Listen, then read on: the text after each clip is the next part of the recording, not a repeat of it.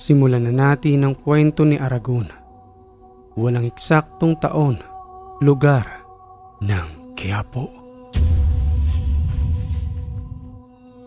Isinilang si Aragon sa lugar ng Leyte. Subalit nangarap siyang magtungo ng Maynila. Hanggang sa napadpad nga siya sa may Quiapo.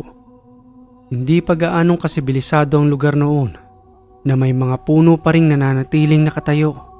At hindi pa gaanong simentado ang lahat ng daan sa Quiapo. Hindi katulad ngayon na bawat daan na papasukin mo sa lugar, ang lahat ng malalakaran mo ay nababalutan ng semento. Talamak na rin noon ang bentahan ng mga medalyon sa simbahan. At nung mga panahong iyon, mas marami ang lihitimo kesa sa panahon ngayon. Sa kadahilanan ang mabibili mo noong araw, binuhay na ito't inalagaan sa pamamagitan ng konsagrasyon na may malakas na karga na maaari mong gamiting pang proteksyon. Simulan natin ang kwento sa pagdating ni Aragon sa Quiapo. Ganito pala ang Maynila. Sabi kasi ng mga kakilala ko ron sa amin napakaganda raw rito. Tsaka kapag umuwi sila, ang puputi nila na para bang may malaking pinagbago. Saan kaya ako pwedeng makitulog rito? Ang hirap palang pumunta rito nang wala kang kakilala. Nakakaramdam na rin ng gutom si Aragon sa mga oras na yun. Kaya nagpatuloy siya sa kanyang paglalakad upang makahanap na rin ng kanyang makakainan. Hanggang sa nakakita siya ng isang karinderya. Madali siyang naupo roon habang daladala ang kanyang bag na naglalaman ng kanyang mga kagamitan. Bay, usang agpinirito gisda, tapos sa katakalog ka noon. Inihap ako gutom bay, layo kaayog biyahe. Kapoy kaayo bay. Sambit ng wika naman ang pinag-ordera ng pagkain ni Aragon. Bisaya kapod bay, waray-waray ka no? Tugong wika naman ni Aragon. Oo bay, Bisaya kapod. Parehas man di ay ta. Kamusta man ang kinabuhi din sa Quiapo?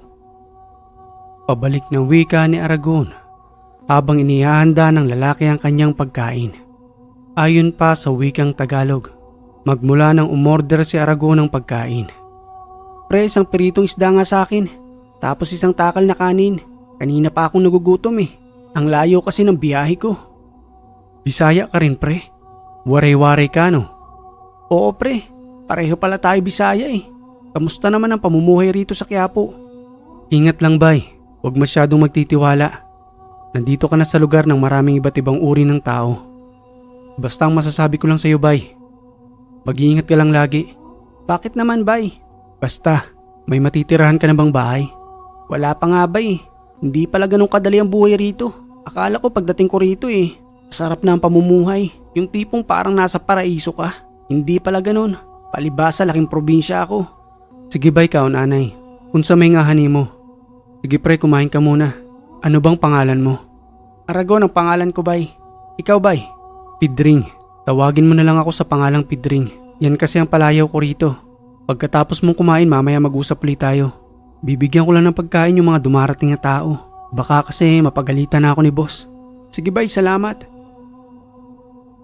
Dahil sa sobrang gutom ni Aragon, umorder pa siya ng isang kanin at tumingi pa ng libreng sabaw. Maya-maya nang matapos na siyang kumain, pilit niyang inaabot kay Pidring ang bayad. Subalit hindi nito tinanggap at sinabing siya na ang bahala roon bilang tulong niya na sa kanyang kababayan. At ayon pa sa kanya, naranasan niya rin ang unang araw ng kanyang pagdating sa Maynila na wala man lamang siyang matuluyan. Kaya bilang tulong na lamang sa kanyang kababayan ay hindi niya na ito pinapabayad ng pagkain na ikakaltas na lamang sa kanyang sasahurin bilang waiter sa karinderyang yun. Wika pa ni Pidring kay Aragon. Hintayin mo lang ako dito bay. Samahan kita sa inuupahan ko. Kausapin natin yung may-ari. Baka pwedeng dalawa tayo dun sa kwarto ko. Total malaki-laki naman yun. At kasyang 2 tao. Ayos lang ba sa'yo na maghati tayo sa upa? Kesa maghanap ka pa ng mauupahan dyan. Malaking babayaran mo kung ikaw lang mag-isa. Pero kung may pera ka naman walang problema. Pwede kang maghanap-hanap dyan. Hindi bay, sama na lang ako sa'yo. Kailangan ko rin kasi magtipid Wala pa akong hanap buhay ngayon. Baka kung saan ako pulutin rito. Yun yung punto ko para sa'yo bay. Kasi hindi ganun kadali ang buhay rito. Kailangan madiskarte ka. At wag na wag kang magpapaloko. Dahil kung magkano man ang daladala mong pera dyan, sa isang idlap ay maaari ang mawala. Salamat bay sa pag-aalala. Makakabawi rin ako sa'yo. Sige, hintayin kita rito hanggang sa matapos ang trabaho mo. Patuloy na naghintay si Aragon sa labas ng karinderya habang pinigmamasdan ng mga tao roon na malapit sa may simbahan at may iba't ibang uri ng medalyon ang nakasabit bilang paninda ng mga taong naghahanap buhay sa lugar. Hanggang sa mapansin niya ang tatlong kalalakihan na may ginagawang hindi kaaya-aya sa mga taong dumaraan doon, lalong-lalo na sa mga nagsisimba. Sambit na wika pa ni Aragon sa kanyang sarili habang patuloy na pinagmamasdan ng tatlong kalalakihan. Tarantado yung tatlong yun ah. Gumagamit ng tigalpo para sa mga walang kaalam-alam na naglalakad na tao rito. Walang magawa. Para lamang sa kaalaman patungkol kay Aragon, may malalim siyang kaalaman sa lihim na karunungan at minana niya pa iyon sa kanyang lolo na ipinasa sa kanya ang lahat ng kaalaman bago pa man lamang iyon pumanaw. At kahit nga ang paggawa ng medalyon ay tinuro sa kanya at ang lahat ng pamamaraan kung papaano ito gamitin sa tama upang makatulong sa mga taong pinipinsala ng gumagamit ng kaliwa. Kaliwete itong tatlong to ah. Paparamdam ko sa inyong ginagawa niyo sa mga tao rito. Makakatikim kayo sa akin ng sumbalik. Palihim pa kayong gumagawa ng kalokohan rito ah. Palibhas sa abala ang mga tao sa paglalakad. Sinasamantala niyo naman. Nag-usal ng palihim ng mga salita itong si Aragon at matapos iyon, iniihip niya ng 3 beses sa kalalakihan hanggang sa makaramdam ang mga ito ng panghihina. Gayon na rin ang pagkahilo habang pinagpapawisan ng buong katawan na para bang nabalis. Kunwari naman siyang tumalikod sa mga yon upang hindi mapansin habang palingalinga ang tatlo na hinahanap ang tumigalpo sa kanila. Ayan, ramdamin niyo ang ginagawa niyo sa mga tao rito. Namimilipit kayo ngayon sa sakit ng tiyan. Maya-maya siguradong susuka pa kayo at lubusang manghihina. Nahigop po na ang mga lakas ninyo at ang lahat ng yon ay kinuha nyo lang rin sa mga taong dumaraan dito. Kaunting kaalaman patungkol sa tigalpo. Ang pamamarang iyon ay pinapadaloy sa pamamagitan ng hangin na may mga kasamang usal kung saan maaari mong pasakitan ng isang nilalang at maraming maaaring paggamitan ng tigalpo. Pwede mo rin itong gamitin sa tama upang makapanggamot sa pamamagitan din ng hangin at yun ay sa pamamaraan din ng pagtigalpo. Subalit sa positibong paraan, katulad na lamang sa nanggagamot online na maaari nang gamutin ng isang tao sa pamamagitan lang ng cellphone at pag-ihip sa video call sa taong ginagamot. At dahil na rin sa kalokohan ng gumagamit ng kaliwa, ginagawa nila ang pamamaraang yun upang makapanakit ng kapwa at kunin pa ang enerhiya ng mga taong walang alam. Kaya na lamang minsan ay makakaramdam tayo ng panghihina na kung saan umalis tayo ng tahanan ng maayos naman. Subalit pagdating natin sa mga nagkukumpulang mga tao, bigla na lamang tayong manghihina at makakaramdam ng paninikmura habang pinagpapawisan ng malamig na para bang nabalis na sobrang nanlalambot ang katawan. Patuloy na wika pa ni Aragon sa kanyang sarili habang pasulyap-sulyap na tinitingnan ng 3 kalalakihan. Sige, namnamin nyo yan. Yan ang karma ninyo sa mga kabulastugan na ginagawa nyo rito. Maya-maya pa'y dumating na si Pedring. Uy Aragon, tara na. Tapos ng trabaho ko. Nakapagpaalam na ako kay boss. Sige bay, tara. Saan bang inuupahan mo? Diyan lang sa may unahan. Sa may 3 kanto ng daan. Sana nandun pa si Aling Mading, yung may-ari ng paupahan. Para naman makapagpaalam tayo at may pakilala kita. Pwede naman siguro bukas kung sakaling nakauwi na siya, di ba? Pwede naman Aragon, kaso maagang pasok ko bukas eh. Yun nga lang, bilisan na lang natin ang paglalakad. Mahirap kasing matulog dito sa labas. Delikadong mga gamit ko. Sa dami ng taong labas-pasok dito. Maya-maya pa sa kanilang paglalakad, saktong nakasalubungan nila si Aling Mading na papalis na sa kanyang paupahan. Wika pa ni Pedring kay Aling Mading. Aling Mading, may kasama ho ako bagong kaibigan. Kababayan ko ho, si Aragon. Ano ba yung sa atin, Pedring? Pwede ho ba siyang makituloy sa aking inuupahan? Wala ho kasi siyang matitirahan eh. At saka kung maaari lang ho hati na lang ho kami sa upa ron. para naman pareho kaming makatipid. Wala namang problema sa akin yon. Basta ba ikaw may pananagutan sa kanya? Kung sakaling may mangyaring hindi maayos, alam mo naman sa lugar natin ito, labas-pasok ang mga tao. Hindi mo na alam kung sinong matino at hindi. Ginagarantiya ko si Aragon. Mabuti ho siya. Ako hong bahala. Sige at patuloyin mo na siya. May tiwala naman ako sa iyo, Pedring. Ayos na ang problema mo, Aragon. Hindi ka na matutulog sa labas ng bahay. Pumayag na si Aling Mading. Oo nga eh. Mabuti na lang inabutan natin siya. Dahil kung hindi, magtsatsaga ako rito sa labas nakagatin ng lamok. O dito mo na yung mga gamit mo. Bale, sa papag lang kasi ako natutulog eh. Ayos lang ba sa'yo? Oo naman, Pedring. Sanay ako sa probinsya ng ganyan. Kahit nga sa kubo-kubo lang eh. Masarap na ang tulog ko ron. Pagtatanong na wika pa ni Pedring nang makita ang mga gamit ni Aragon. Ano ba yung mga daladala mo? Bakit may balahibo pa ng manok? Tapos may mga lana ka pa? Pati na rin medalyon? Antingero ka ba o manggagamot? Sambit na wika naman ni Aragon. Pagsamahin mo ng dalawang yun, Pedring. Pwede ako sa manggagamot, pwede rin sa antingero. Eto ba yung tinatawag nilang habak? Oo, Pedring, yan na nga yun. Pamana pa sa akin yan ng lolo ko. Hindi ko akalain na kargado ka pala. Ang mahalaga ay may malalapitan ako. Kasi madalas akong nababati rito. Lalong-lalo na yung mga palipadangin. Madalas yun sa lugar na ito.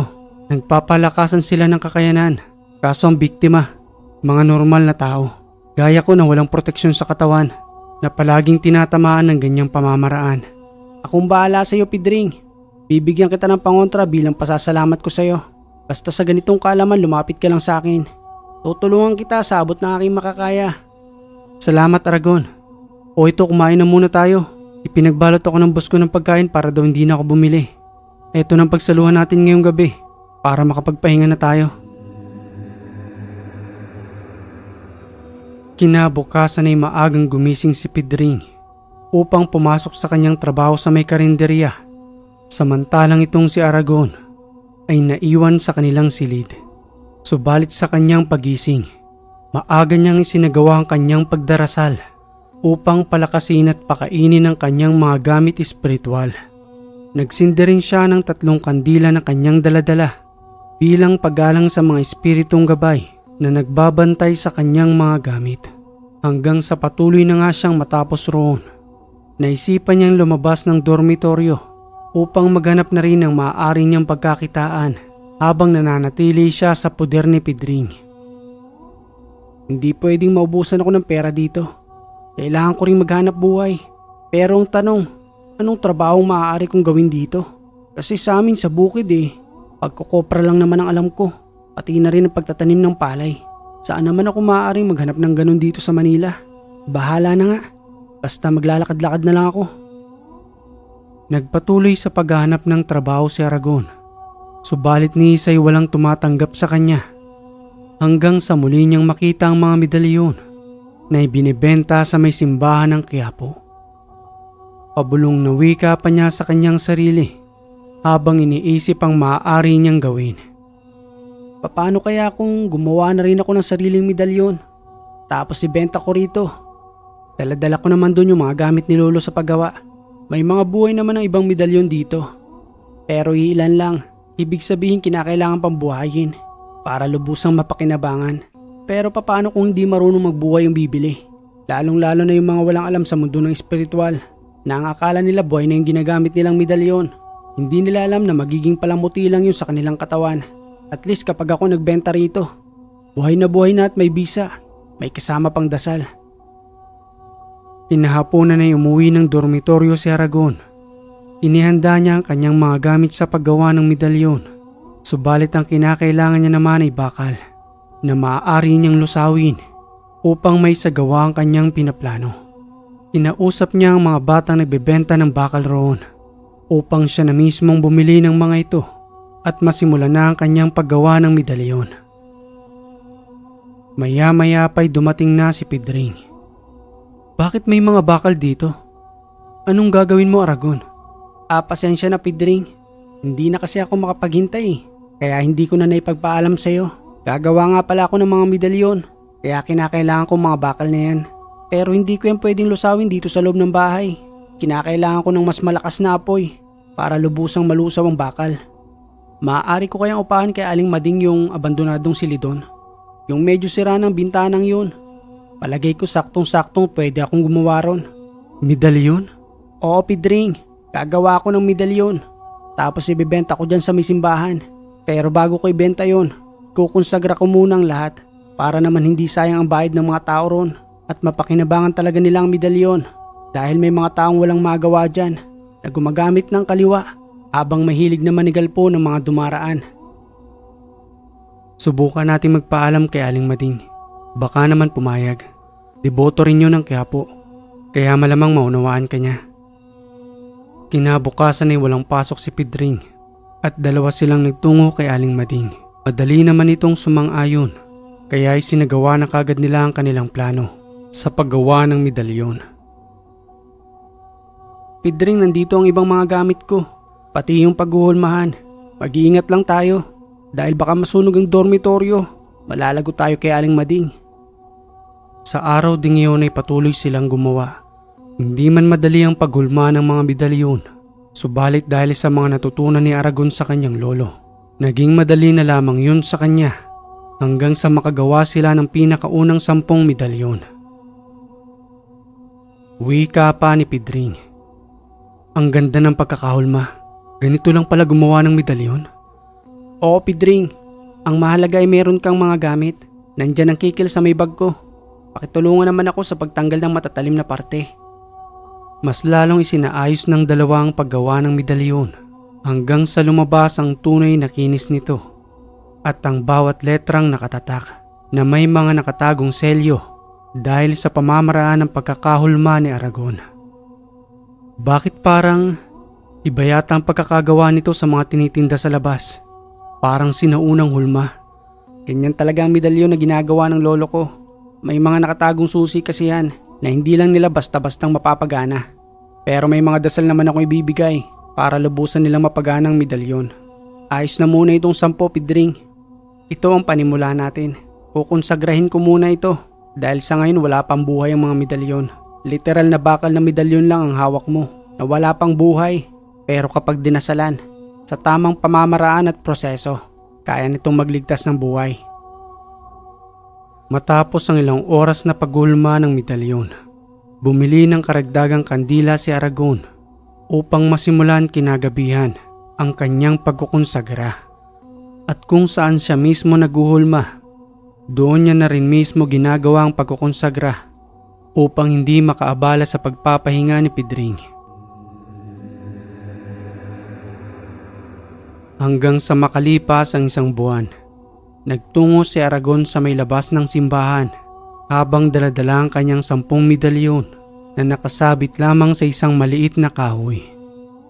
Subalit sa hindi niya inaasahan, nandudoon na naman ang 3 kalalakihan na wala nang ginawa kung di manigalpo. Marahang lumapit sa kanyang 3 yon at saka nagwika sa kanya nang, "Oy, may bago rito ah. Mukhang kumikinang ang medalyon mo. Buhay na buhay. Saan mo naman nakuha yan?" Sambit ng wika naman ni Aragon. "Nakuha? Ako mismong gumawa nito. Hoy kayong 3, akala nyo ba hindi ko alam ang ginagawa ninyo? Nagpapasakit kayo ng mga taong dumaraan dito. Itigil nyo na yan habang maaga pa. Kung walang sumisita sa inyo, pues nandito na ako para matigil na yung kabulastugan ninyo." "Uy, may nagbibida. Kay bago-bago mo lang sa pwestong ito. Parang alam mo na ang lahat ng kalakaran dito. Pare-pareho lang tayong dayuhan. Huwag kang masyadong mayabang. Saan ba ang probinsya mo?" Sambit pa ni Aragon. "Yun na nga eh. Pare-pareho tayong dayuhan dito. Pero tayo pang gumagawa ng hindi maayos. Palibhasa ba may kakayanan kayong kaliwa? Ginagamit nyo na sa mga taong walang kaalam-alam dito. Kung gusto nyo, tayo na lang magsubukan eh. Tingnan natin kung hanggang saan ang kakayanan ninyo." Pabulong na wika pa ng isang lalaki na kanilang kasama. "Pare, mukhang malakas ang isang to. Baka sumuka tayo ng dugo kapag sinubukan natin. Sa tingin ko hindi natin siya kaya. Pabayaan na natin siya rito. Bumalik na lang tayo sa pwesto natin."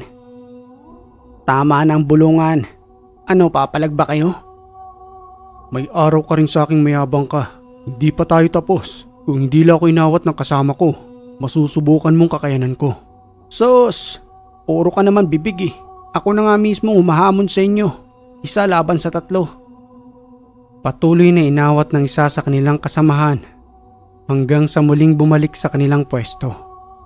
Dinuduro-duro pa si Aragon habang may mga sinasambit na usal. Subalit ni Isay wala man lamang na tumatagos sa kanyang poder dahil sa sobrang lakas ng kanyang proteksyon. Naku, kahit na ano pang uri ng pagdarasal ang gawin mo dyan na hindi man lamang ako kinikilabutan. Mag-aaksaya ka lang ng oras at laway mo. Walang tatagos sa poder ko. Hintayin mo ang pamarusa na gagawin ko. Tingnan lang natin kung hanggang saan ang poder mo, kung kaya ka bang ipagtanggol nito. Maya-maya pa habang abala ang mga tao sa pagdaan, nag-usal si Aragon ng pamarusa at iniihip yun sa isang lalaking kanyang katunggali. Hanggang sa bigla na lamang itong napaluhod na pinapaligiran na ng mga tao na hindi malaman kung anong nangyayari sa lalaki. Anong nangyayari sa lalaking yan? Bakit suka siya ng suka? Tapos may lumalabas pang dugo sa kanyang ilong. Dalahin nyo na kaya sa ospital yan para naman maagapan. Kaming bahala rito, wag kayong makialam. Dadalhin lang namin sa bahay. Siguro dahil sa sobrang init kaya nagkaganito. Sige na, umalis na kayo. Wag na kayong makiisyoso rito.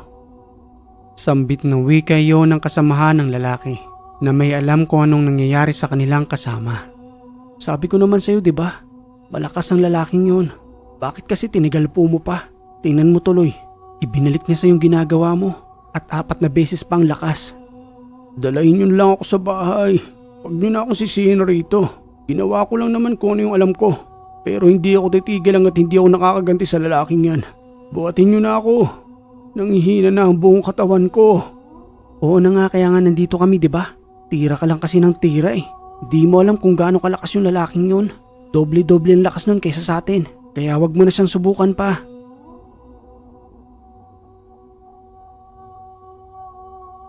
Hanggang sa lubusan ng makalayo ang 3 lalaki habang bitbit ang isa nilang kasama na may malubhang dinaramdam.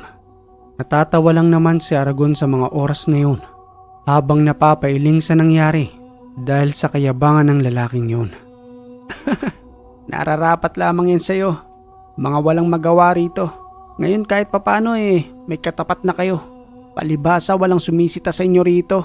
Makapagbenta na nga ng medalyon. Maya-maya pa'y may mga unti-unting lumalapit sa kanya upang bumili. Legit po ba yung binibenta ninyong medalyon? Pasensya na po kayo kasi wala po akong alam patungkol dyan. Pero gusto kong magkaroon ng medalyon.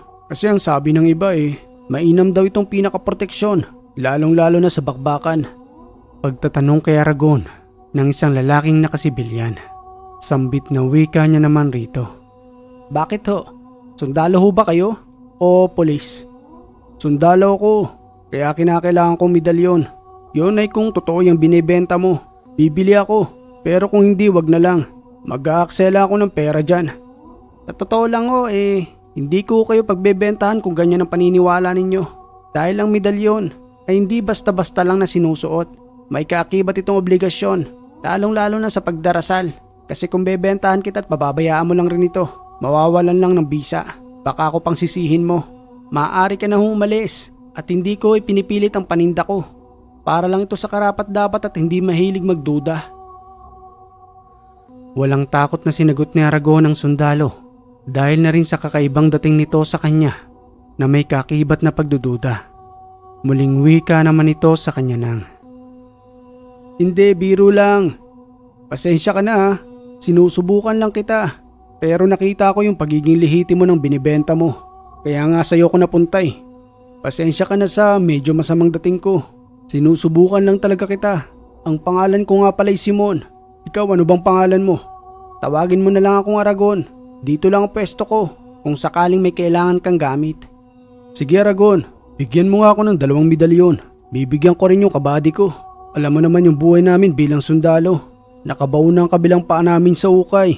Kaya kinakailangan namin yan. Muling wika ni Aragon sa sundalong yun. Tama ka Simon. Ito talagang kinakailangan ninyo. Hindi dahil sa gusto kitang bentahan. Dahil kailangan nyo talaga ito para sa proteksyon. Lalong-lalo na hindi nyo alam kung sinong kalaban ninyo dyan sa harapan. Samantalang kayo kapag nasa bukid naka-uniforme. Tapos ang kalaban ninyo nakasibilyan. O itong para sa inyo. May kasama pang bonus yan. Ang kumpletong dasal para hindi mawala ang bisa ng medalyon. Martes at Biyernes lang na pagdarasal sapat na. Pero kung may oras kayo sa araw-araw, mas mainam yon. Para naman siguradong protektado kayo. Gusto mo bang subukan ko muna sa katawan mo?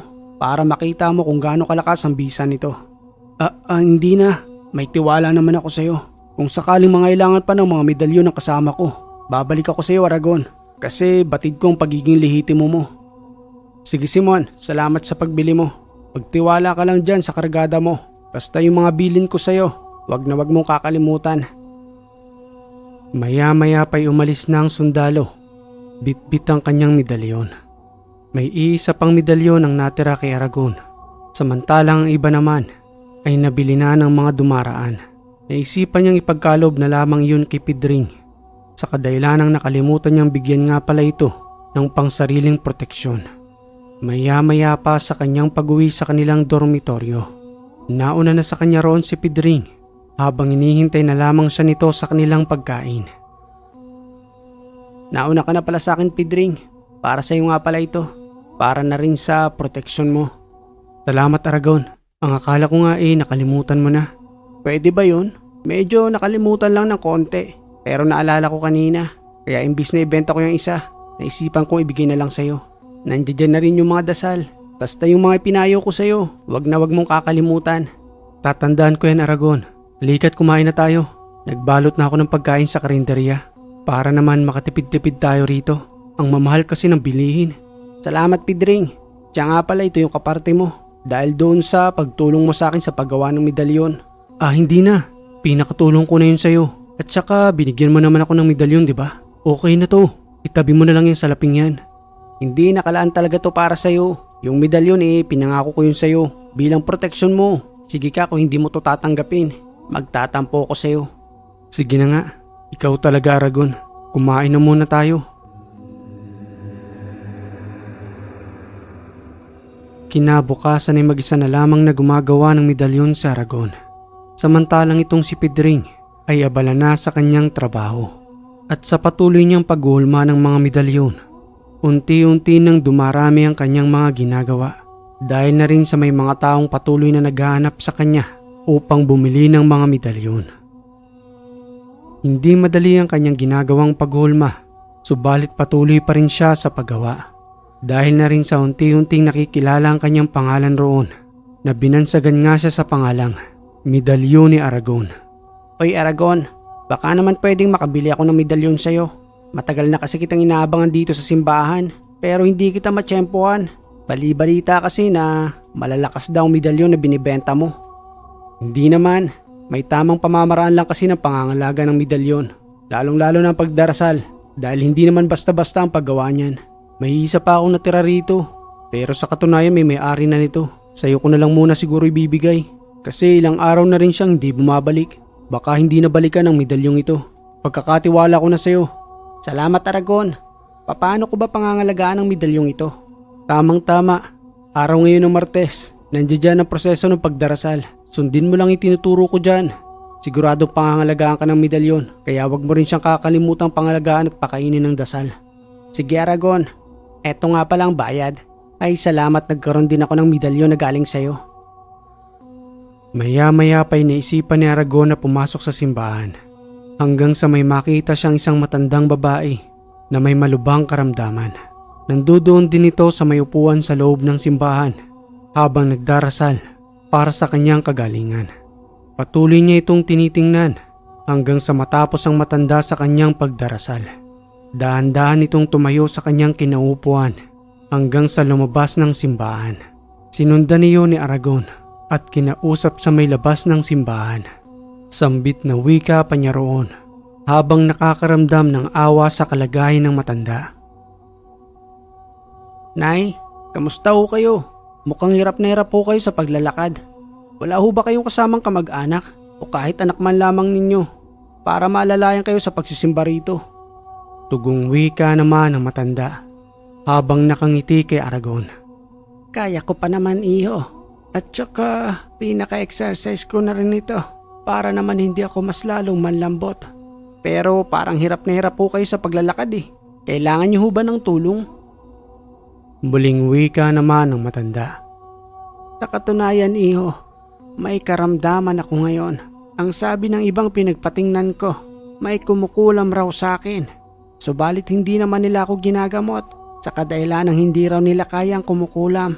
Malakas raw ito at maaaring sila ang balikan.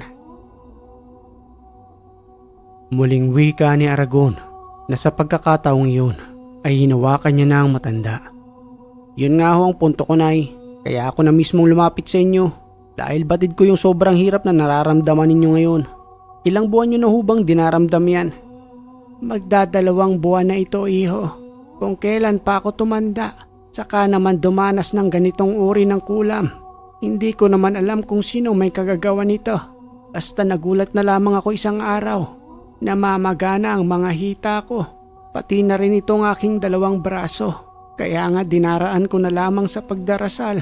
Sa pagbabaka sakaling matanggal ang lahat ng ito. Madali lang ho para sa akin yan, Nay. Yun ay kung magtitiwala kayo sa akin. Ako mismo makikipag-usap sa kanya. Pero sa pamamagitan ng katawan ninyo. Magtitiwala ba kayo sa akin?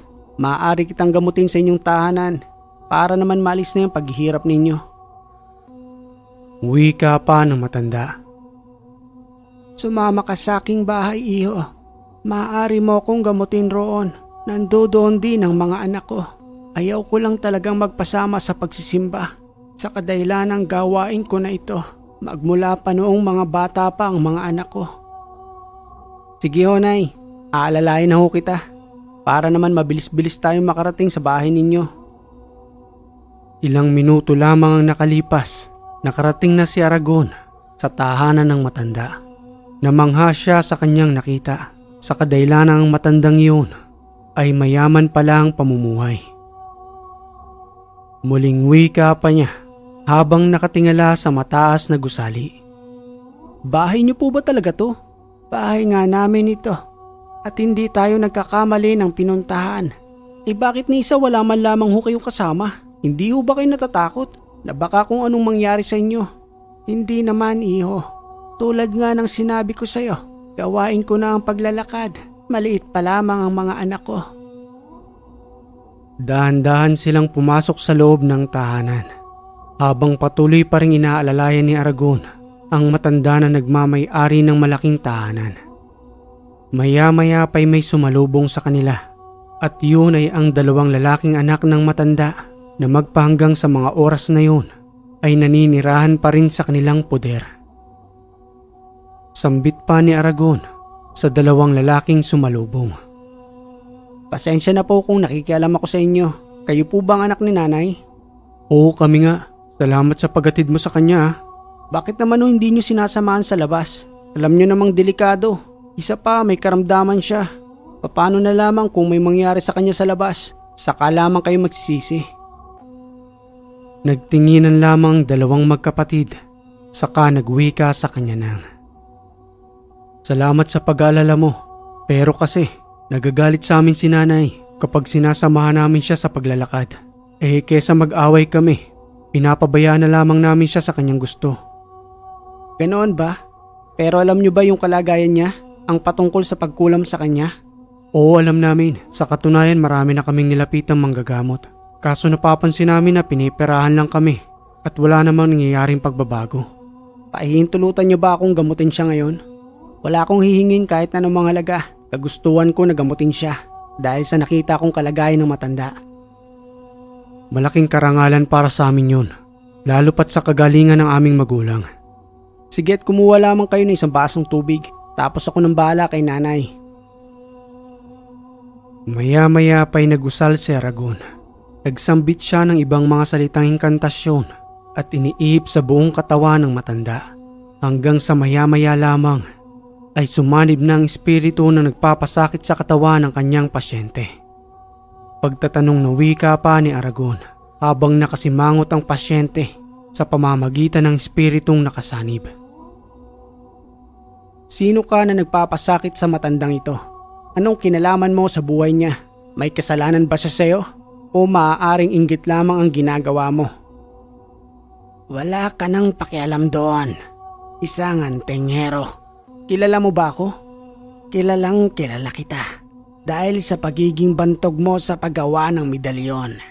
Balita ko, wala raw bumabangga sa'yo dahil sa malakas ka raw na makukulam. Tama ka sa sinabi mo. Kaya kung ako sa'yo, ipinapaubaya mo na sa'kin ang babaeng ito. Wala siyang kasalanan sa'kin, subalit may malaking halagang kapalit na ibinigay sa'kin upang pasakitan at paslangin siya. Bayaran ka palang makukulam. Ang dapat sa'yo, pinapasakitan din para naman maramdaman mo yung ginagawa mo sa mga kinukulam mo. Patitikman mo ngayon ang kakayanan ni Aragon at ang lahat ng tangan-tangan ko ay ipaparamdam ko sa'yo. Pinasakitan ni Aragon ang mangkukulam hanggang sa maghumiyaw na ito dahil sa sobrang sakit. Tama na, Aragon. Hindi na kaya ng katawan ko. Unti-unti nang nasusunog ang aking kaluluwa dahil sa mga ginagawa mo. Ang akala ko ba berdugo ka at kinakatakutan rito na kahit ng ibang manggagamot hindi ka binabangga. Ngayon nakahanap ka ng katapat. Ang akala mo ba'y pakakawalan pa kita? Sino ang nagpagawa sa'yo nito para pasakitan ng matanda? Si Aling Lalin. Siya nagpagawa sa akin nito. Dapat nga hindi ko na tinanggap ang bayad niya. Pero malaki-laking halaga rin kasi yon na hindi ko matanggihan. Pagtatanong na wika pa ni Aragon sa dalawang magkapatid na lalaki. Kilala niyo ba ang sinasabi niyang Lalin na nagbayad daw sa kanya para ipakulam ang nanay ninyo? Tugong wika naman ng magkapatid. Oo, kilala namin siya. Dating kasosyo ni nanay sa negosyo pero nalugi ng negosyong yon dahil na rin sa kagagawa nila. Ngayon sila pang malakas na magpakulam. Mga walang hiya. Pabayaan nyo na. Ako na rin ang bahala sa kanila. Ibabalik ko ang mga ginawa nila sa nanay ninyo para naman sila makaranas nito. Isa yun sa mga pamamaraan ko. Subalit maliban sa mangkukulam na ito, hindi ko siya papakawalan. Ako mismong kikitil ng buhay niya. Pagmamakaawang wika pa ng mangkukulam habang nagsusumamo ito kay Aragon na huwag siyang paslangin.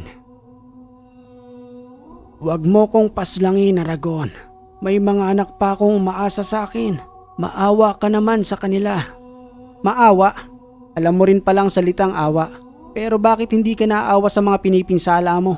Katulad na lamang ng matandang ito. Malamang dahil yan sa kasilawan sa pera. Wala na bang ibang paraan para kumita ng pera dito sa mundo? At kinakailangan nyo pang ibenta ang kaluluwa ninyo sa impyerno para lang kumita. Patawarin mo na ako, Aragon. Parang awa mo na. Nagsusumamo ko sa iyo. Hinang-hina na ako at maaari ko nang ikamatay kung patuloy mo pa akong pasasakitan. Nararapat lamang yan sa iyo at para hindi ka naparisan ng iba pa, damhin mo ang talim ng espadang espiritual na maghahatid sa iyo sa impyerno. Walang awang ginilitan ni Yoni Aragon gamit ang kanyang dalawang daliri habang patuloy pang nag-uusal at patuloy na ginigilit ang kanyang daliri sa may liig hanggang sa tuluyan itong mawala ng buhay. Matapos ang pagsasagawa ng panggagamot, muli niya nang ginising ang matandang babae at pinainom ng isang basong tubig at saka muling nagwika ng, "Magaling ka, nanay. Wala na ho yung nagpapasakit sa inyo at yung mga pamamaga ng braso at paa ninyo, mawawala na ho yan kasi ibabalik ho natin yan dun sa nagpakulam sa inyo. Kung kilala nyo raw ho si Aling Lalin, yun daw ho ang nagbayad at walang awang nagpakulam sa inyo." Tugong wika naman ng matanda habang hindi alam ang mga nangyari habang siya'y ginagamot. Si Lalin, matalik na kaibigan ko siya noon. Naging kasosyo ko pa nga sa negosyo. Hindi ko rin nakalain na magagawa niya sa akin ito. Sa kabila ng mga pinagsamahan namin noon, may dinaramdam pala siyang sama ng loob sa akin. Sa katunayan kami ang nalugi sa negosyong yon. Pero bakit ganoon naman siya? Ang akala ko'y kinalimutan na ang lahat. Pabayaan nyo na hunay. Ang mahalaga ho ngayon ay magaling na kayo. Kahit na magpabalik-balik pa kayo dyan sa simbahan, mawawala na ho yung dinaramdam ninyo. Kumuha ng malaking halaga ng salapi ang dalawang magkapatid na lalaki. Pilit iyong inaabot kay Aragon, subalit ni isang kusing ay wala siyang tinanggap roon. Inaya na lamang siyang kumain sa kanilang tahanan at nagtungo sila sa kanilang hapagkainan at sa pamamaraang iyon ay hindi tumanggi si Aragon. Pasensya na po kayo. Tulad ng sinabi ko, hindi ako tatanggap ng bayad. Nagbebenta ho ako ng medalyon, pero sa pamamaraan ng panggagamot. Ang sabi sa akin ng lolo ko, wag na wag raw ho akong tatanggap ng kahit na namang salapi. Pagkain ho pwede. Kaya maraming salamat sa panyaya ninyong kumain ako rito. Napakalaki naman ho ng lamesa ninyo. Samantalang kami nakasama ko doon sa dormitoryo sa papag lang ho kami kumakain. Wika pa ng lalaking kapatid. Siya nga pala Aragon, kanina ka pa namin kausap pero hindi pa kami nagpapakilala sa'yo. Ako nga pala si Mael at ang kapatid ko naman ay si Lito. Si Nanay Catalina naman ang ginamot mo. Oo nga pala, kanina ko pa rin inaalalayan si Nanay pero hindi ko na itanong ang pangalan niya. Sige at kumain ka na Aragon. Pagsaluhan na natin ang inihanda naming pagkain. Nagpatuloy na silang kumain sa mga oras na yun hanggang sa inabot na ng alas 8 ng gabi si Aragon sa tahanan ng matandang yun. Maya-maya pa'y napilitan na siyang magpaalam sa kadahilan ng kinakailangan niya ng umuwi upang sa kinabukasan ay maaari na naman siyang gumawa ng kanyang panindang medalyon. Paano po yan ay? Kinakailangan ko na po kasing umuwi. Salamat din sa inyo Lito at Mael sa inanda ninyong pagkain. Sobrang nabusog ako. Ngayon pa lang ako nakatikim ng ganung kasarap na pagkain. Sa probinsya kasi namin kamote lang sapat na. Walang anuman yun Aragon. Kami ang dapat na magpasalamat sa iyo. Kung sakaling kinakailangan ka namin, saan ka ba namin maaaring makita? Naku, nandyan lang ako sa may simbahan. Diyan mismo sa labas. Nagbebenta ako ng medalyon na ginagawa ko. Pero hindi ako nang bubudol. Ang lahat ng yun ay buhay at mapapakinabangan ng taong bumibili. So paano po ba yan? Aalis na po ako. Umalis na si Aragon sa tahanang iyon at muli nang binaybay ang daan patungo sa kanyang dormitoryo. Dinatnan niyang natutulog na si Pedring, subalit may nakahain ng pagkain para sa kanya na nanggaling sa karinderyang kanyang pinagtatrabahuhan. Sambit na wika pa niya sa kanyang sarili habang dahan-dahang naglalakad sa loob ng silid. Sayang naman ang pagkain ito. Napakabait talaga nitong si Pedring. Magmula nang dumating ako rito, hindi ako kinakalimutang dalahan ng pagkain. Kaso sa mga oras na ito busog na busog pa talaga ako. Dahil sa sinulit ko talaga yung mga pagkain at manok doon. Sana naman bukas hindi pa masira. Para naman makain ko pa bago humulma ng medalyon.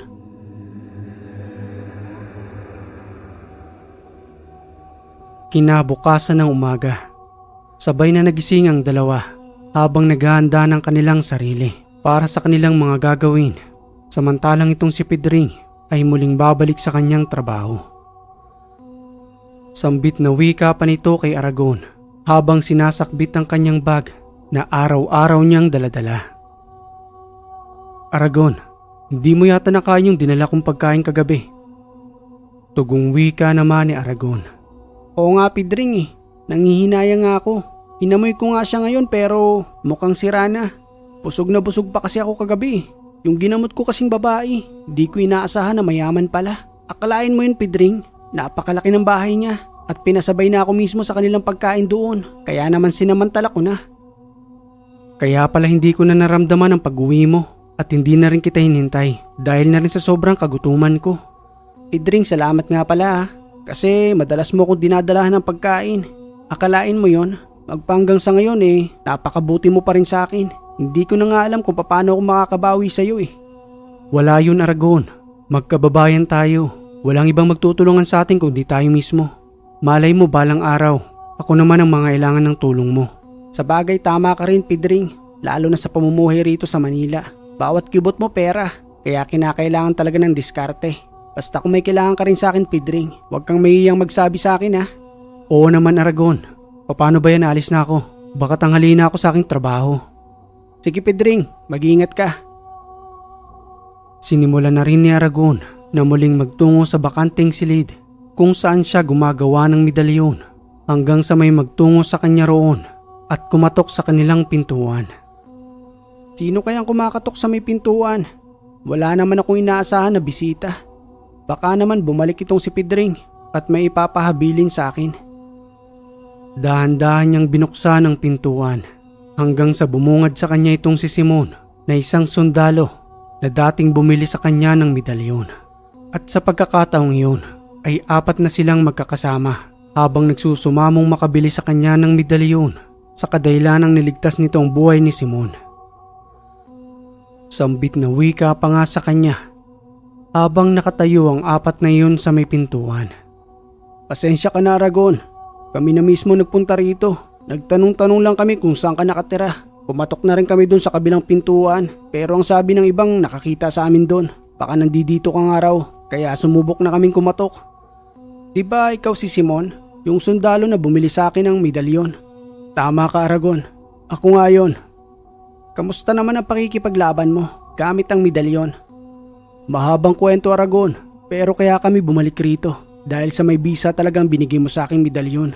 Nagdala na nga ako ng mga kasama para sila na mismo ang harap-harapan ng bumili sa'yo." Wika naman ni Aragon. "Pasensya na kayo, Simon. Nagsisimula pa lang kasi ako sa paggawa eh. Kaya sa ngayon wala pa akong may bibigay sa inyo. Ipagtatabi ko na lang siguro sila ng medalyon para sakaling sa pagbalik ninyo rito, siguradong may makukuha kayo." "Sayang naman ang pagpunta namin dito, Aragon. Pero sige, wala namang kaming magagawa. Malaking utang na loob ko sa medalyon na binigay mo sa akin. Dahil dito, nagkaroon ako ng ikalawang buhay. Pati na rin yung isang kabady ko na naka-on duty ngayon." "Ibig sabihin lang nun, Simon, inaalagaan mo ng mabuti ang medalyon sa pamamagitan ng pagpapakain ng dasal. Yun lang naman ang sikreto sa medalyon eh, para hindi ka rin pabayaan. At syempre yung pinakamahalaga, ang pananalig."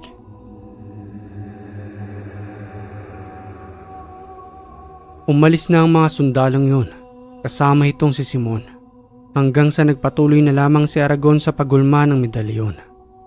Makalipas pa ang 1 buwan, nagkaroon ng pasyon sa lugar ng Quiapo, habang nandudoon ang mga deboto na nakikibaka para sa kanilang paniniwala. Ayon na rin sa naitutulong nito sa kanilang buhay pagdating sa kalusugan at pinansyal. Lalong-lalo na ang mga antingero na hindi nawawala sa prosesyon. Paanyayang wika pa ni Pedring. "Aragon, sasama tayo sa prosesyon. Kinasanayan na yan dito sa Quiapo, lalong-lalo na ang mga deboto. Ihanda mo ang sarili mo kasi makikipagbanggahan tayo sa mga tao dyan para lang may raos natin ang mahabang prosesyon." "Walang problema sa akin, Pedring. Ito ang pinakaunang araw ng pagsama ko sa prosesyon ng Quiapo. Meron din naman ito sa probinsya, di ba? Yun nga lang, hindi ganito karaming tao." Nagpatuloy ang dalawa sa pagsama sa prosesyon. Kahit na nga ba sobrang init at nagsisiksikan, patuloy pa rin sila sa pagbuntot sa mga tao roon hanggang sa mairaos nila ang mahabang prosesyon at umuwi na rin kinahaponan. Subalit sa kabilang banda, habang naglalakad silang papauwi, may napansin itong si Aragon na isang babaeng naglalakad na patungo sa may simbahan habang nakatapis ang kanyang mukha, pati na rin ang kanyang buong katawan ng kulay itim na tela. Sambit na wika pa niya kay Pedring habang patuloy na nakatingin sa babaeng yun. Pedring, mauna ka na sa dormitoryo natin. May gagawin lang ako." "Saan ka naman pupunta? Tapos na rin ang prosesyon ah. Ano pang gagawin mo rito? At saka isa pa, magdidilim na." "Basta may pupuntahan na ako, Pedring. Susunod na rin ako sa dormitoryo natin." Naghiwalay na ang dalawa sa may tapat ng simbahan habang itong si Aragon ay sinunda ng babaeng nakatapis ng kulay itim.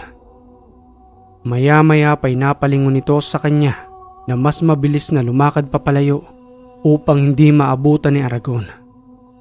Subalit gumamit siya ng sabulag sa mga oras na yon upang hindi siya makita ng babae hanggang sa lubusan siyang makalapit sa babaeng yon. Sambit na wika pa nga ni Aragon na ikinagulat ng babaeng nakaitim kung papaanong nandudoon na siya sa harapan nito. "Papaanong nandito ka na? Samantalang napakalayo mo pa sa akin kanina. Nasisilaw ako sa medalyon mo. Lumayo ka sa akin. Anong ginagawa mo rito sa may simbahan? Patid kong maitim kang karga sa iyong katawan at hindi ka pang karaniwang tao. Tama ba ako?" Pilit na sumasagot ang babae.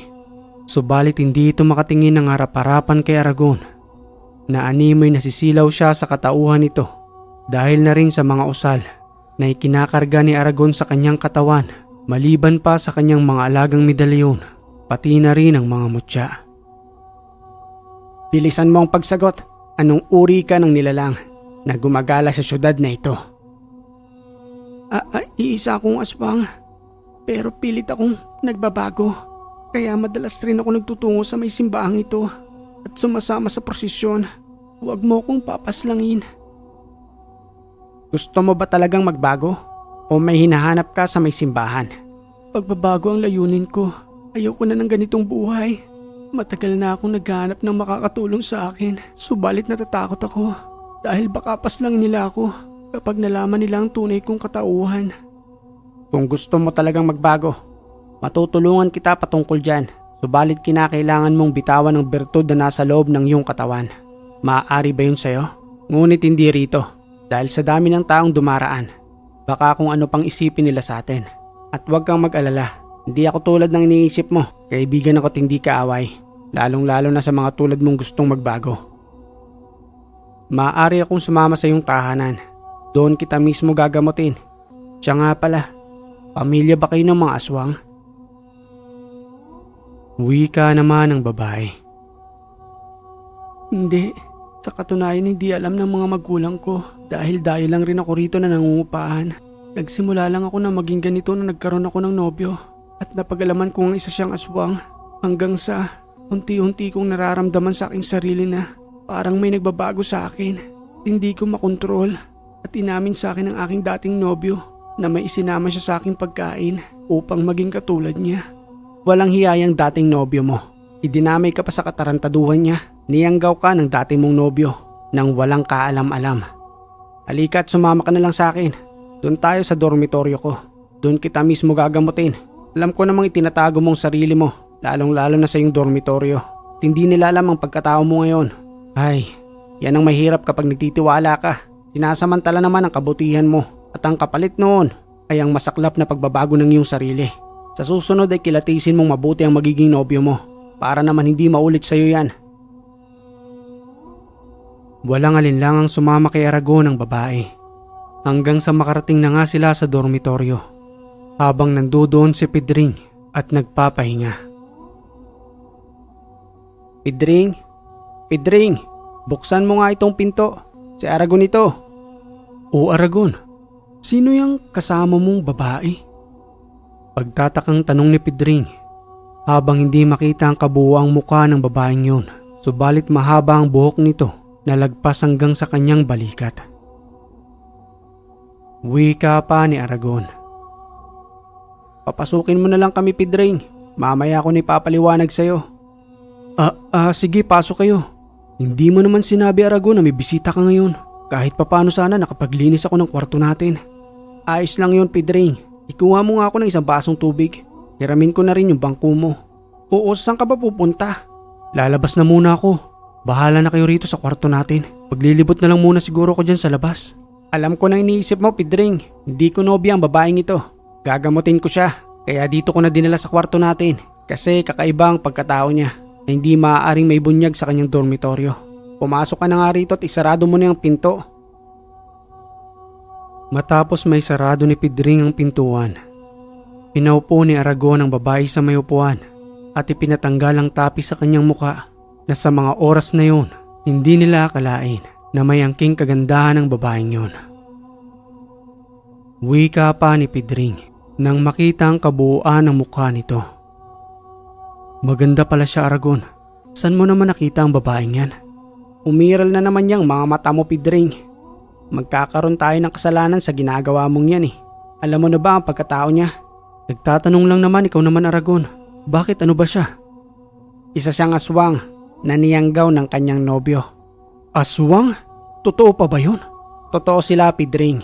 Masasaksihan mo siya ngayon. Katawang tao lamang nakikita mo. Subalit may kakayanan sila na hindi pangkaraniwan. Sa kabila ng ganda niya, aswang siya. Wala namang pinipili ang pagiging aswang, ano ka ba? At saka wala naman sila sa lahing ganon. Yanggaw lang talaga ang nangyari sa kanya. Subalit kung mapapabayaan ng ilang taon at makatagpo siya ng isang manggagamot, maaari siyang paslangin ito, lalong-lalo na yung mga tirador ng aswang na walang sinasanto kahit na magmakaawa pa siya. Maya-maya pa'y nag-usal na si Aragon. Nagmustya ng kanyang kamay, pinihipan ng buong katawan ng babae at pinasapi ang espiritu ng dating nobyo na yumanggaw sa kanya. Pagtatanong na wika pa ni Aragon. Bakit mo naman iyanggaw ang babaeng ito? Hindi mo ba alam na nahihirapan na siya sa buhay niya ngayon dahil sa ginawa mo sa kanya? Sumagot ka, dahil kung hindi pasasakitan kita ng sobra hanggang sa masunog yung kaluluwa mo. Tugong wika naman ang nakasanib. Mahal ko si Nicole. Gusto ko siyang maisama sa aming pamilya. Subalit tinanggihan niya ako, kaya magdusa siya ngayon. Ayos ang pagmamahal mo ah. Hindi na pagmamahal yan. Dahil pagdurusan ang pinagdaraanan ng babaeng ito. Hindi ka ba naaawa sa kanya? Hirap na siya sa kanyang sitwasyon at hindi niya na rin alam ang kanyang gagawin. Wala sa bokabularyo namin ang maawa. Mabuting at hindi ko siya pinaslang at malaya pa rin siya ngayon. Dapat nga magpasalamat pa siya sa akin dahil naging kauri ko siya. Parang nagkaroon patuloy ng utang na loob sa iyo ang babaeng ito. Hindi ka ba kinikilabutan sa ginagawa mo? Sa bagay, aswang ka nga. Ngayon, damin mo ang parusang igagawad ko sa iyo. Isang tampalasang aswang. Patuloy na pinasakitan niyo ni Aragon hanggang sa magumiyaw sa loob ng kanilang silid. Samantalang itong si Pedring ay gulat na gulat sa kadahilanang yun ang pinakaunang nakakita siya ng uri ng panggagamot at ang nakasanib pa sa katawan ng babae ay uri ng aswang. Ipapalapa kita sa mga kamag-anak ko dahil sa ginagawa mong ito sa akin. Hindi mo ba alam na marami kami? Kayang-kaya kong papuntahin ang mga kamag-anak ko rito upang kunin ka bilang kabayaran ng lahat ng ginawa mo sa akin ngayon. Nakakatakot naman yan, Aragon. Baka pati ako madamay dyan. Ilan ba silang magkakamag-anak? Baka naman dumagsa sila sa dormitoryo natin. Huwag kang matakot, Pedring. Hanggang salita lang ang mga yan. Hoy, ikaw na tampalasang aswang. Wag mo nga akong tinatakot. Ni hindi man lamang ako kinikilabutan sa mga sinasabi mo. Kahit na magtawag ka pa ng sandamukal mong kamag-anak. Lahat kayo ay uubusin ko sa katawan ng babaeng ito. Damin mo ang salitang bibitawan ko. Unti-unti nitong susunugin ang kaluluwa mo. Muling nagusal si Aragon at iniihip iyon sa katawan ng babae. Sobrang init ng pakiramdam ko na para bang sinusunog ang paanan ko, pati na rin ang aking buong katawan. Ano bang ginagawa mo? Isang tampalasang antingero. Yan ang nararapat sa'yo. Mas mainit pa ang pakiramdam na yan sa pupuntahan mong impyerno. Pati ang walang kamali-mali na babaeng ito. Dinamay mo. Sambit na wika pa ng nakasanib. Itigil mo na yan. Parang awa mo na. Hindi na muli akong mangyayanggaw. Ipinapangako ko. Isa kang sinungaling. Uulit-ulitin mo lang ang ginagawa mong ito para mas dumami kayo upang mangibabaw ang mga tulad ninyo rito sa mundo. Tama ba ako? Yun lang naman ang madaling paraan para mabilis kayong dumami. Subalit sa mga oras na ito, pati ang mga kamag-anak mo ay idadamay ko. Muling nagusal si Aragon at tinawag ang iba pang mga kasama nito upang sumanib sa katawan ng babae na kanyang pasyente. Wika pa ng kanilang pinuno na binigyan ng pahintulot ni Aragon upang magsalita. Bakit nandirito ako ngayon? Sino ang tumawag sa akin? Anong kalokohan ang ginawa mo, anak? At pati kami na pamilya mo ay nadamay rito. Ako lang naman ang tumawag sa inyo. Isang manggagawa ng medalyon dito sa Quiapo. Kasalanan ng anak ninyo. Kaya nandito kayo ngayon sa katawan ng babaeng ito. Pasensya na kayo dahil lahat kayo ubusin ko. Bata man yan o matanda. Kaya kayo napasok dyan. Ibig sabihin lang nun, gumagawa kayo ng hindi maganda sa mga tao. Kasi kung malinis ang kalooban ninyo, malamang hindi ko kayo matatawag. Pasensyahan na lang tayo. Malapit na kayo magsama-sama sa impyerno. Sambit na wika pa ni Pedring habang nakakaramdam na ng takot. Aragon, paslangin mo na sila. Baka tayo pa ang balikan ng mga yan. Ako ang natatakot sa ginagawa mo eh. Tugong wika naman ni Aragon.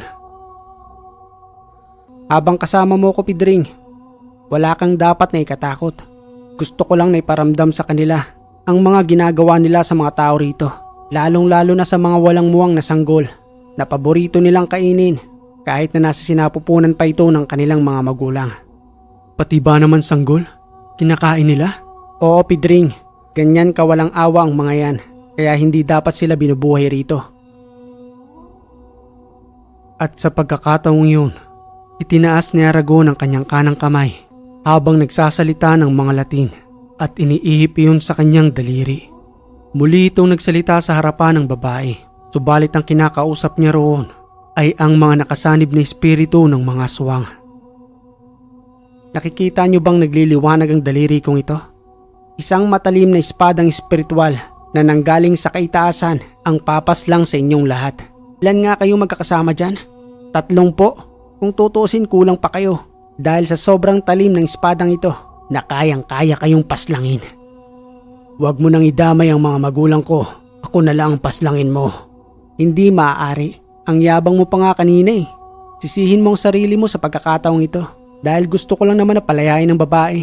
Dahil sa mga ginawa mo. Ayan tuloy, pati mga magulang mo't kamag-anak nadamay pa sa pangyayanggaw mo. Maya-maya pa'y inilapat na ni Aragon ang kanyang daliri sa liig ng babae. Nangakmang muli pang magsasalita ang aswang na nakasanib, subalit uli na ang lahat dahil patuloy na iginilit ni Aragon ang matalim na espiritual na espada. Patawad, nararapat lamang yan sa inyo. Magkita-kita na lamang kayo sa impyerno at doon kayo magsama-sama. Maya-maya pa'y muli nang bumalik ang babae sa kanyang sariling ulirat.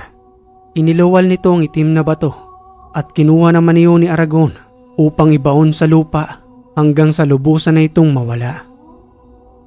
Wika pa ng babae sa kanya habang labis-labis ang pasasalamat nito kay Aragon sa kadahilanang muli na siyang nanumbalik sa kanyang sarili na nawala ng kanyang pangangamba dahil sa pangyayanggaw na ginawa sa kanya.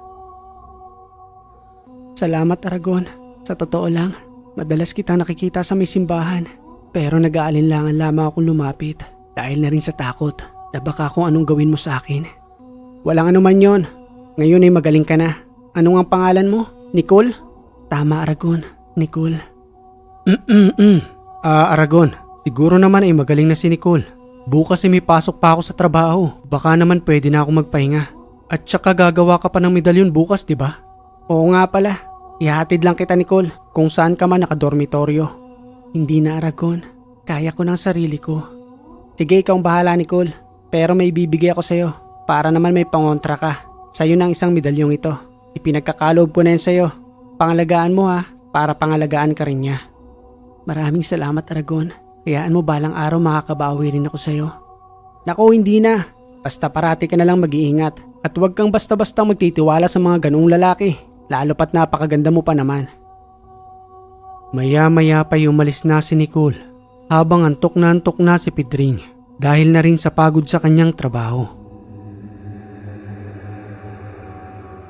Makalipas pa ang 3 linggo, muling bumalik si Simon sa kanyang dormitoryo at sa pagkakataong yun, 7 kalalakihan na silang magkakasama. Wika pa ni Aragon. Maligayang pagbabalik Simon. Mukhang parami yata kayo ng parami. Sakto katatapos ko pa lang na magkonsagra ng mga medalyon. Nandirito na rin yung mga nakalaan para sa inyo. Pati na rin dyan sa mga bago mong kasama. Alam ko naman na yun ang pakay nyo diba? Ang mga medalyon na ginagawa ko. Tama ka Aragon. At sa bawat pagbabalik namin rito, maraming beses na kaming napapalaban. Kaya nga nagtataka ang mga kasama kong ito kung ano nga ba raw ang sikreto ko. Kaya ako na mismo nagdala sa kanila rito. Ayan nasa harapan nyo na ang gumagawa ng mga sinaunang medalyon dito sa Quiapo. Okay mga kahiwaga, napakaganda ng kwento at maraming salamat sa nagpadala ng kwentong ito na itinago natin sa pangalang Aragon. At syempre hindi natin pwedeng makalimutan. Shoutout kay Ma'am Karen na palaging nagbabahagi ng kanyang super thanks. Marami pong salamat at ingat po palagi dyan sa Japan. At kung may komento ka sa kwentong ito, maaari kang mag-comment dyan sa baba. At kung hindi ka pa nakaka-subscribe, click mo na yung subscribe button dyan, pati na rin yung bell para updated ka sa ating mga bagong kwento. Muli mga kahiwaga, maraming salamat sa lagi ninyong pagantabay dito sa Ang Hiwaga.